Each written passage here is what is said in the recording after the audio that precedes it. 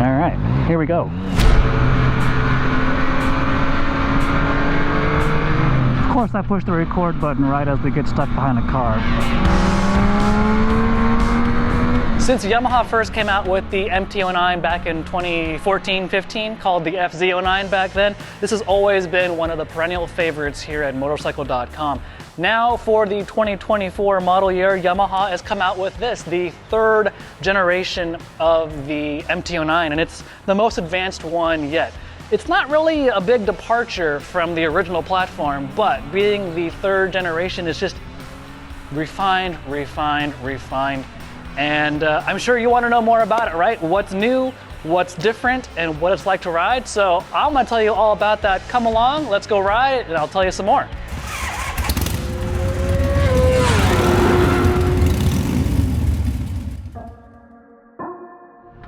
So one of the cool things you can do with this display here is you can go into the menus, settings, this little scroll dial joystick thing, puts you into there.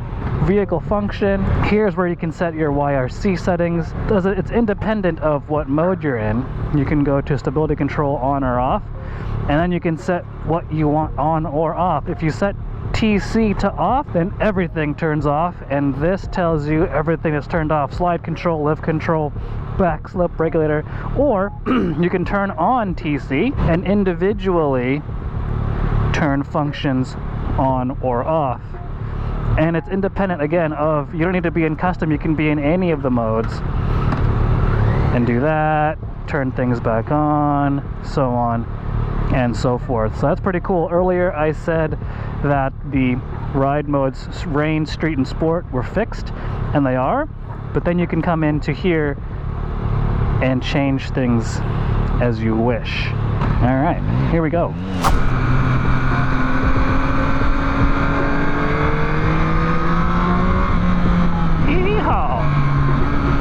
I really like this bike in the past, and I really like this bike now.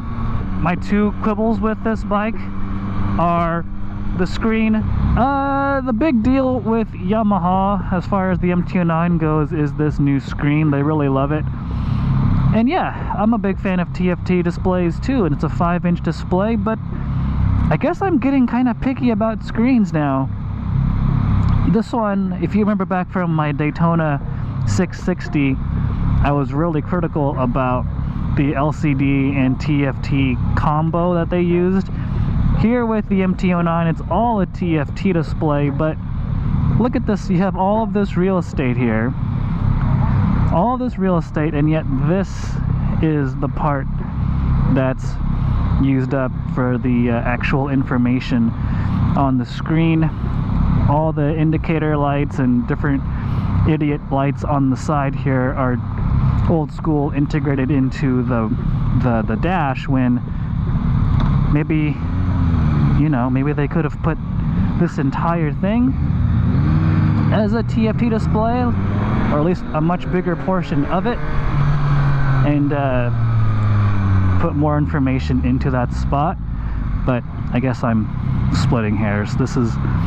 It's a nice display. It's not nearly as annoying, to me anyway, as the Daytona 660 display. I am not a big fan of the dual rev counters over here, but the good thing is you can change that. Go into here, and there's different themes. You have your traditional bar graph display for the RPMs.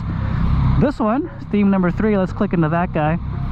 So, Yamaha being a musical instrument company as well as a motorcycle company, this display here is inspired by Yamaha pianos, and as you see the revs climbing up and down, let's take a look as we start moving here. Look at those revs. Woo! The revs will climb, and the intensity of the wave there mimics a musical note, so I'm told, because, you know, Yamaha pianos. So that's kind of cool. And then the clutch cover, when I've got my feet on the ground during a stop, that clutch cover is pretty much right where my shin wants to be, so that's kind of annoying. But geez, really? Like, other than that, it's really hard to find stuff to fault with this bike. So much fun. So I've made 0 changes to the suspension. Dang, that thing shifts nice. 0 changes to suspension, and honestly, I'm fine with it. The brakes are the same brakes as before. 298 mil discs, I believe. Brembo master cylinder, radial calipers, and they're fine. They're fine. I'm gonna leave it at that. They stop just fine. I'm not really wanting more out of them. They do the job. But man, check out this road. And listen to that engine. Oh, how good does that sound?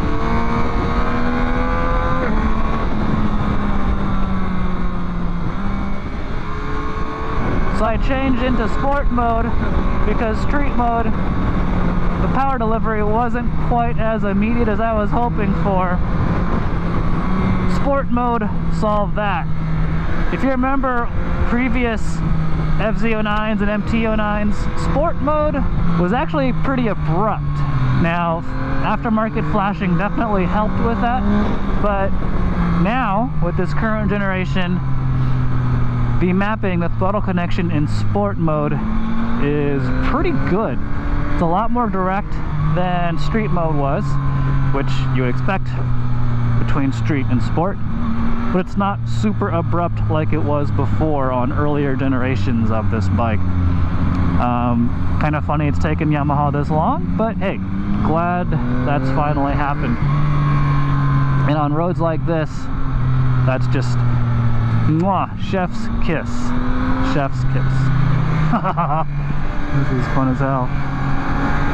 Just riding with the boys. Riding with the group you trust is key. On a fun bike like the MT09, also key. This is like that sweet spot of power. I don't know how much power this bike makes, but I think it's somewhere in the like 114, 120-ish range. Oh, that's like the sweet spot, man. Just enough to have a really good time. Not too much to scare the crap out of you. So good. We all know that 3-cylinder engines sound pretty freaking awesome, right? Yamaha certainly knows this, and they exploit that fact.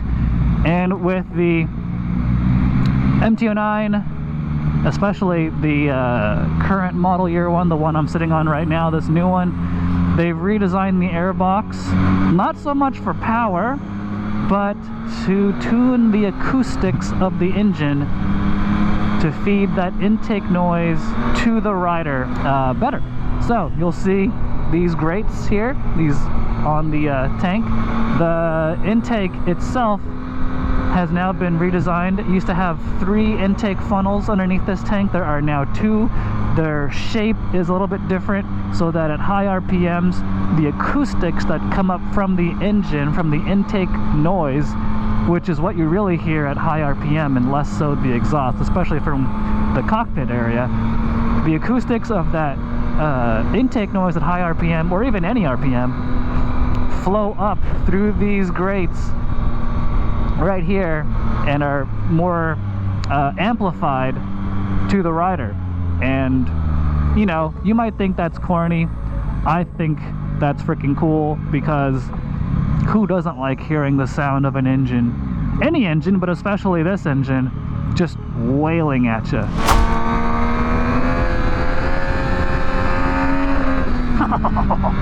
Lively! But since we're playing in twisty roads, now's a good time to talk about the chassis, right? And the suspension. Since the engine hasn't really changed, the transmission hasn't changed, the swing arm has not changed, the frame hasn't changed, kind of, sort of. So what has changed from the suspension point of view is it's the same fork as before, fully adjustable, but the spring rate has gone up 1. So it used to be a 14 Newton meter spring rate. Now it's a 15 Newton meter spring rate. That was due in part because now this new riding position puts a little bit more weight over the front tire, so it could use some more support, which is where that slightly stiffer front spring comes into play. The rear shock has not changed as far as rates go, but the shock linkage has changed. It's a little bit more of a flatter rate linkage. It's been a little while since I've ridden the previous MT-09, so to really comment on like if I can feel a difference or not would be a disservice. What I can tell you is, just on this road, this bike is a frickin' blast. Who hasn't loved the MT-09? It's such a cool bike. Oh, let's get it. And now, we've got to come back down off of that high because we're stuck behind a semi-truck on a twisty road. Yeah, these handlebars, nicely spaced to give you some good leverage to just yank the bike from side to side in those corners that we just did. Such a neutral handling bike. That was a lot of fun. I'm gonna turn this camera off for now. Back later. I hope you can hear how good this engine sounds. I'm doing my best to just shut up and let the bike sing.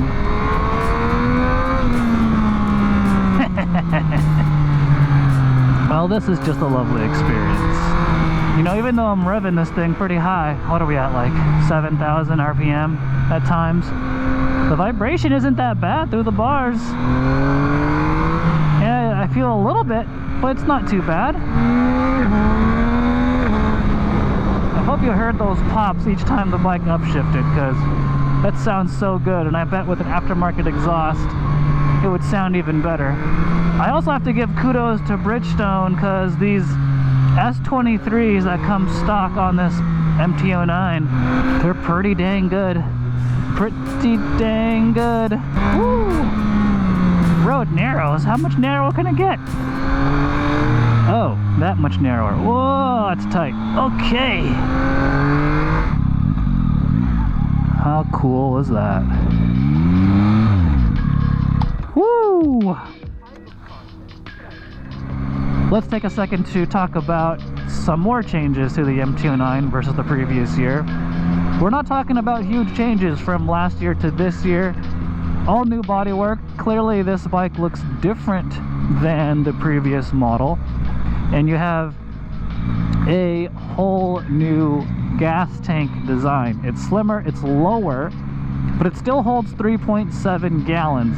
But the shape of it is different. It's a sharper edge design around the shrouds here to help give more of a pocket for the knees and the legs. But this design also allows the seat to be, the seat height remains the same as well as before, but the junction between the gas tank and the seat is narrower. The front of the seat and the middle of the seat is narrower by 12 millimeters, 6 mil on each side. But yeah, the change in the ergonomics are all part of the overall change of the bike.